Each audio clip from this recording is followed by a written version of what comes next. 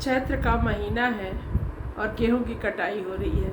ऐसे में एक गांव की औरत कैसे गाती है, सुनिए। पसंद आए तो लाइक, शेयर, कमेंट और सब्सक्राइब कर दीजिएगा प्लीज। अरे चैत में गेहूं के कटनिया हो, अरे कटनिया हो, पियवा गइले पलटनिया। चैत में गेहूं के कटनिया हो, एक कटनिया हो, पियवा गइले पलटनिया। गइले पलटनिया, पियवा गइले पलटनिया। गइले पलटनिया, पियवा गइले पलटनिया। चैत में गेहूं के कटनिया हो, पियवा गइले पलटनिया। चैत में गेहूं के कटनिया हो, पियवा गइले पलटनिया।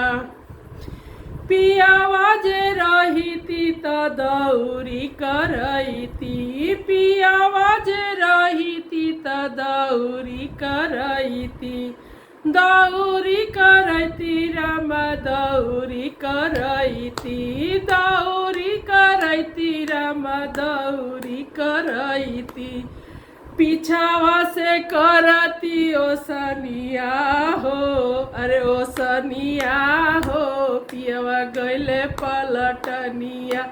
पिछावा से करती हम ओसनिया हो, अरे ओसनिया हो, पियवा गइले पलटनिया।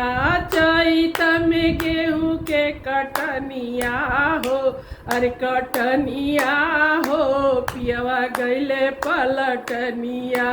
चैत में गेहूं के कटनिया हो, पियवा गइले पलटनिया। पियवा जे रहती त व्यंजन बनैती, पियवा जे रहिती त व्यंजन बनैती। बीजन बनैती रामा बीजन बनैती, बीजन बनैती रामा बीजन बनैती।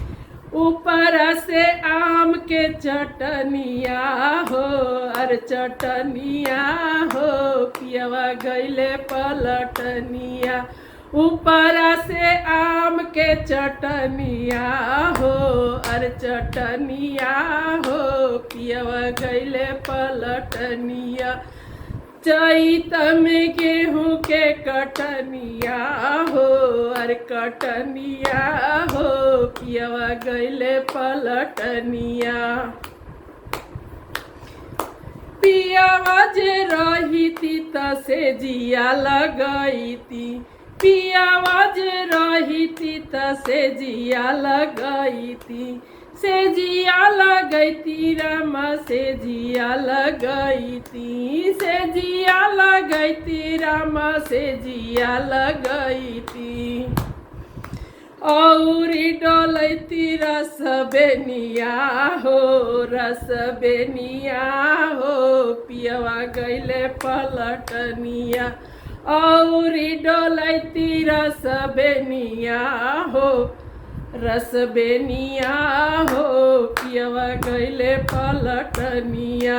चैत में गेहूं के कटनिया हो, अरे कटनिया हो, पियवा गइले पलटनिया।